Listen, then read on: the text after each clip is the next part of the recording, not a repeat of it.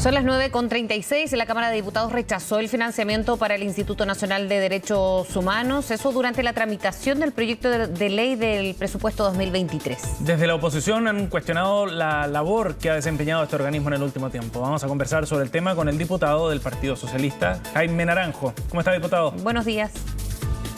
Muy buenos días, un gusto saludarlos a ambos. Igualmente, gracias por conversar con nosotros. Diputado, ¿qué señal cree usted que está dando la oposición con el rechazo de esta partida en particular? Hay otras partidas que también fueron rechazadas, pero es interesante detenerse en particular en este punto del INDH.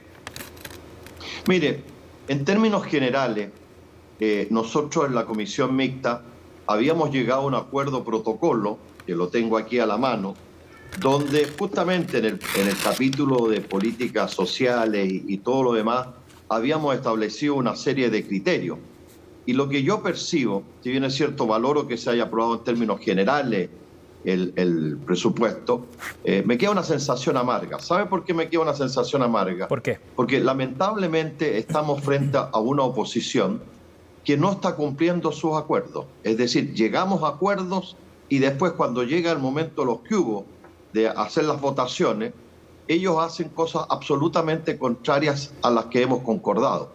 Entonces uno tiene la impresión que los sectores más extremos de derecha están tomando el control de la agenda de la derecha y de la oposición, a la cual uno estaba acostumbrado a conversar con Chile Vamos, que era una derecha racional, dialogante, colaborativa.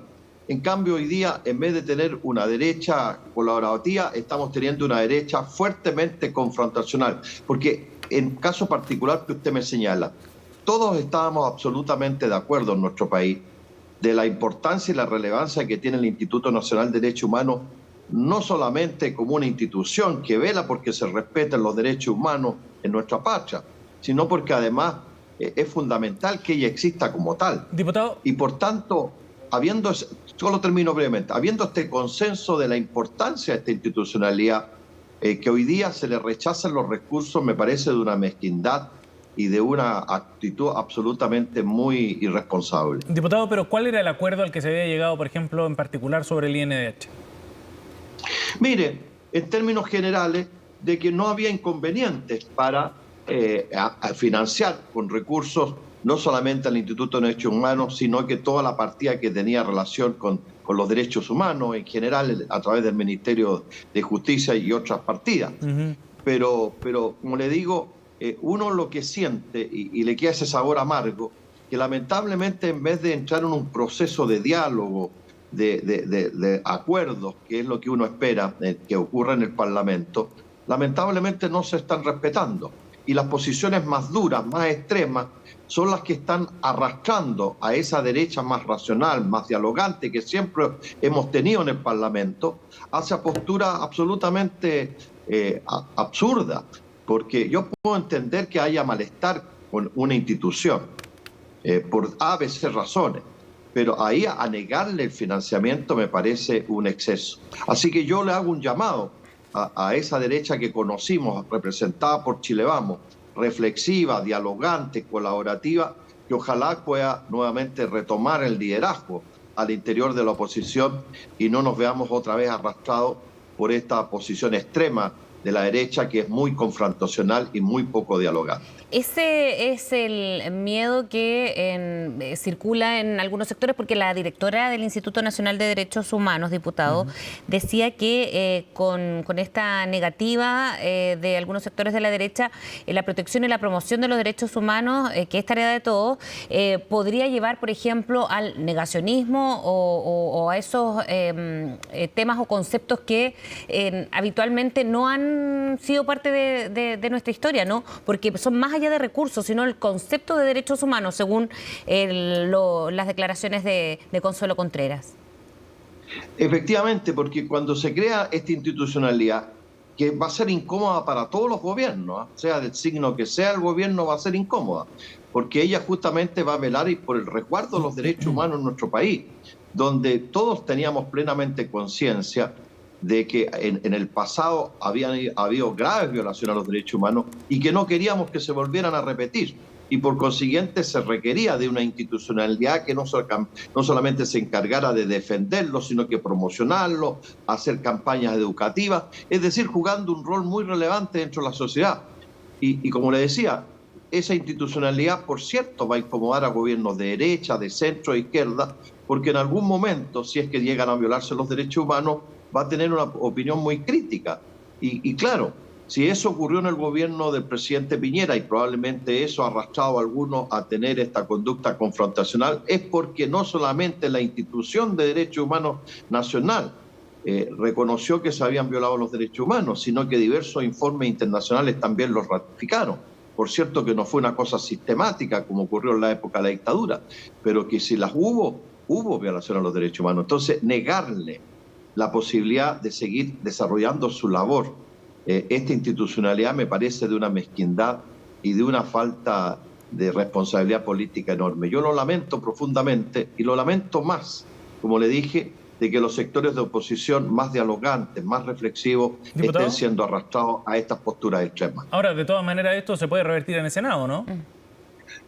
Mire, yo espero, por lo menos los senadores, el senador García, el senador Coloma, que fueron quienes también firmaron este acuerdo de protocolo, han manifestado que ellos lo van a respetar en el Senado.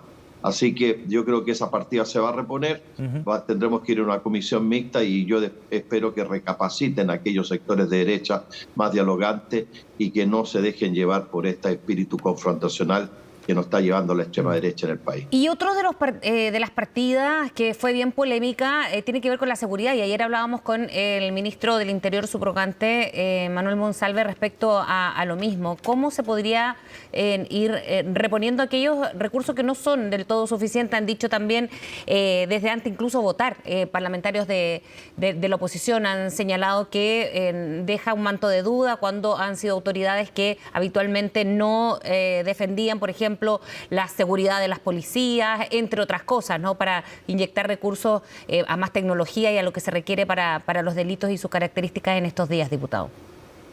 Mire, justamente el mérito que tenía la partida que tiene que ver con seguridad era en la lucha y el combate al crimen organizado, cosa que nunca en el presupuesto había estado de manera tan nítidamente expresado. Y lo segundo que quedó contemplado en el acuerdo de protocolo que hicimos era en relación a los gastos reservados que se le iban a entregar justamente a ambas policías para que pudieran desarrollar su labor, porque frente a este tipo de actos delictuales se requiere una acción de otra naturaleza. Y ahí justamente una cuestión que estaba en duda era incrementar los gastos reservados para justamente desarrollar esta labor que era fundamental. Y nosotros estuvimos de acuerdo en aumentar los gastos reservados, pero solamente pusimos una observación que quedó contemplada en el protocolo.